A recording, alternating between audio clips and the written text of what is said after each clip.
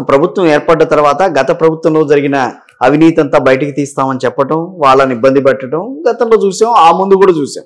So అదే రకమైన పరిస్థితి రేపు రాకుండా ఉంటుందా, వస్తుందా, వస్తే పరిస్థితి ఏంటి చూద్దాం. దాన్ని జనసేనకి సంబంధించిన ఎమ్మెల్యేలు కానీ లేకపోతే జనసేన అధినేత కానీ ఇలాంటివి నేను ఒప్పుకోను అని అన్నప్పుడు ఆయన ఇలాంటి కక్ష సాధింపు చర్యలకి ఆయన ఊతమిస్తారా, ఇవ్వరా? ఓకే అంటారా, అనరా? ఆయన ఇవ్వకపోవచ్చు. పవన్ విషయంలో చాలా క్లారిటీగా ఉంటాడు. ఆయన ఆవేశపడ్డాడు అనుకుంటాడు, చాలా ఆలోచన పరుడు. కక్ష సాధింపులు ఏమి ఉండవు, చట్టం తన పని చేసుకుంటుందని అంటాడు. ఇప్పుడు ఈ పాయింట్ ఆఫ్ వ్యూలో ఇప్పుడు ఏంటి, ప్రభుత్వం వచ్చి ఇంకా మంత్రి పదవి రేపు 12వ తారీఖు వస్తుంది తీసుకుంటారు సార్. మనం ఈ లోపే మనం ఇన్ని ప్రొడిక్షన్స్, ఇన్ని ఆలోచన మనం చాలా ఉన్నాయి కదా. సరే, చాలా ఉన్నాయి కదా.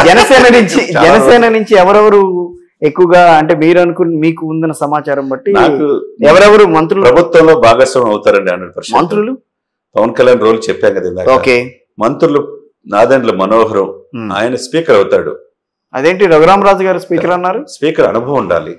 10 సంవత్సరాలు ఉభయ రాష్ట్రాలు కలిసి ఉన్నప్పుడు స్పీకర్ గా చేసి మళ్ళీ ఆయన స్పీకర్ చేస్తారు. స్పీకర్ చేస్తారు. ఓకే, నాదెండ్ల మనోహర్ గారు. తర్వాత కందుల దుర్గేష్ గారు రాజమండ్రి. డెఫినెట్ గా ఆయన ఎంతో పార్టీ కోసం సాక్రిఫైస్ చేశాడు. ఓకే, తర్వాత బొమ్మిడి నాయకరు నర్సాపురం.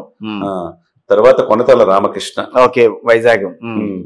ఇప్పుడు వీళ్ళు తర్వాత ఇంకా అవనిగడ్డ బుద్ధప్రసాద్ కి అవకాశం ఉంటుంది. బుద్ధప్రసాద్ గారు వచ్చిన ఆయన స్వామిడు మనకు తెలుసు, నాన్ కాంట్రవర్షియల్. ఈ సామాజిక సమీకరణలో భాగంగా అన్ని కులాలకి సమ ప్రాధాన్యత ఇచ్చేటట్టు వీళ్ళకి స్కోప్ ఉంటుంది నాకు తెలిసిన ఇన్ఫర్మేషన్ ప్రకారం.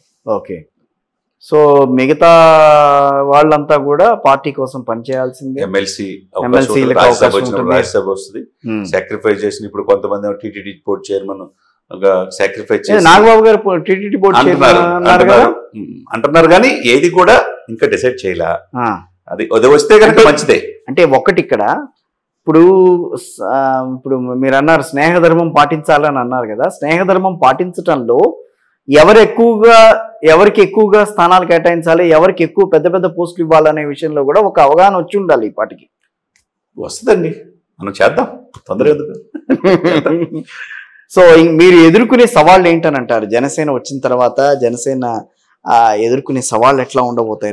జనసేన సవాళ్ళు కంటే క్యాడర్ ని ఇప్పుడు వరకు క్యాడర్ ని కాపాడుకుంటా, పార్టీని కాపాడుకుంటా వ్యక్తులకి సరైన ప్రాధాన్యత ఇవ్వాలి.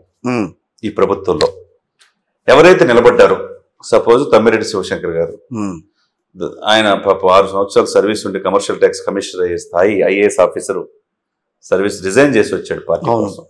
పెందుర్తి ఎమ్మెల్యే ఇస్తానంటే ఇన్ఛార్జిగా చేసుకున్నాడు. కానీ ఊహించిన విధంగా వైసీపీ నుంచి వచ్చిన పంచకల్ రమేష్ గారు కానీ పార్టీకి ఆయన నమ్మి దాదాపుగా మొదటి నుంచి కూడా ఉన్న వ్యక్తి, ఆయనకి మంచి ప్రాధాన్యత ఇచ్చి ఎమ్మెల్సీని చేయాలి. అటువంటి వ్యక్తుల్ని ఇంకొక బొలిశెట్టి ఆయన కూడా మొదటి నుంచి కూడా పర్యావరణవేత్తగా మంచి పేరు ఉన్నది. మొదటి నుంచి ఒకే స్టాండ్ మీద ఉన్నారు వీళ్ళిద్దరు కూడా.